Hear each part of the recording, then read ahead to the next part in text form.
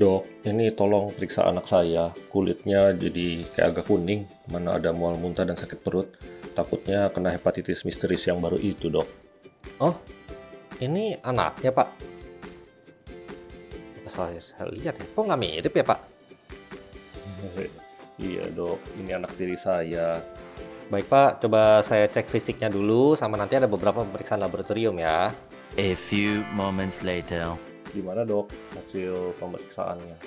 Ya, Pak, ini memang kena hepatitis akut. Ini lab fungsi hatinya, SGT, SGPT-nya juga tinggi banget, sampai 700-an angkanya. Lalu bilirubin juga meningkat, karena memang anaknya kuning ya.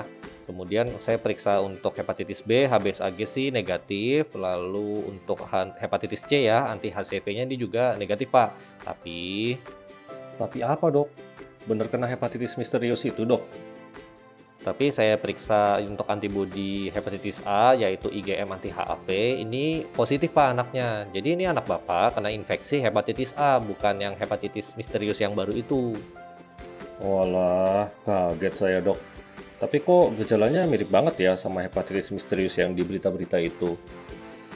Memang sih Pak, kalau saya lihat dari laporan-laporan kasus hepatitis yang baru ini, emang agak mirip sih ya sama hepatitis A yang sifatnya sama-sama akut, kemudian gejalanya juga mirip, ada mual muntah, nyeri perut, nggak nafsu makan, bisa ada demam juga, terus laboratoriumnya juga mirip ya, fungsi hatinya bisa sama-sama terganggu berat, SGT-SGPT-nya naik tinggi, sama-sama bisa kuning, dan bisa sampai fatal juga ya, berat sampai gagal hati dan sampai butuh cangkok atau transplantasi ya.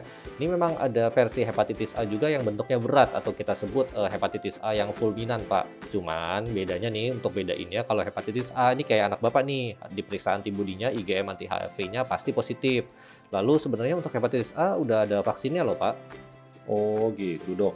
Tapi ini tidak berbahaya kan, dok? Tadi katanya hepatitis A bisa ganas juga sampai gagal hati. Ya Pak, semua hepatitis virus itu bisa ada potensi menjadi bentuk yang ganas atau fulminan. Nah, untuk hepatitis A sendiri, sebenarnya nih kejadian menjadi ganas atau fulminan itu sangat jarang sekali. Rata-rata sih pasien hepatitis A bakal sembuh baik lah Pak dari pengalaman klinis saya. Wah, syukur deh.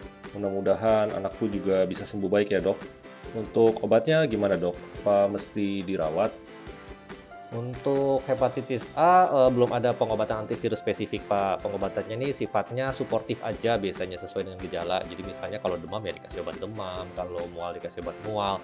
Sama yang penting harus banyak istirahat sampai akhirnya livernya pulih. Nah, pemulihannya ini lamanya bervariasi tiap pasien, tapi ya bisa paling lama sampai 3 bulan sih kalau pengalaman saya ya. Apalagi kalau yang pasiennya kuning nih kulitnya seperti anak Bapak. Nah, kalau Bapak mau kasih semacam vitamin untuk kesehatan hati atau liver ya, kayak tablet kurkuma misalnya, atau Bapak mau langsung kasih temulawak itu juga boleh ya. Nah, kapan perlu dirawat? Kalau kita ketemu ada tanda-tanda dehidrasi, misalnya karena mual muntah hebat, nggak bisa makan atau minum, nah itu baru perlu dirawat. Nah, tapi kalau masih kayak gini masih cukup bagus, yang penting kontrol rutin Pak, fungsi hatinya, SGT, SGPT nanti kita pantau setiap 2 minggu atau sebulan sekali. Berarti yang penting anak saya ini istirahat cukup, nanti mudah-mudahan bakal sembuh baik sendiri ya, dok. Yang penting saya bawa kontrol teratur ke dokter aja ya. Betul Pak, cuman nih kalau boleh saran, berikutnya Bapak bawa konsul ke dokter anak aja deh Pak. Saya kan internis, dokternya orang dewasa. Wah, dokter jangan salah. Meskipun fisiknya anak-anak, ini usianya sebenarnya sudah 50 tahun loh, dok.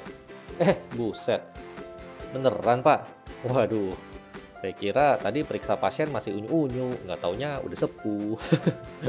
Oke, dok. Makasih banyak ya sarannya. Kami pamit dulu. Baik, ya udah cepat sembuh ya nak.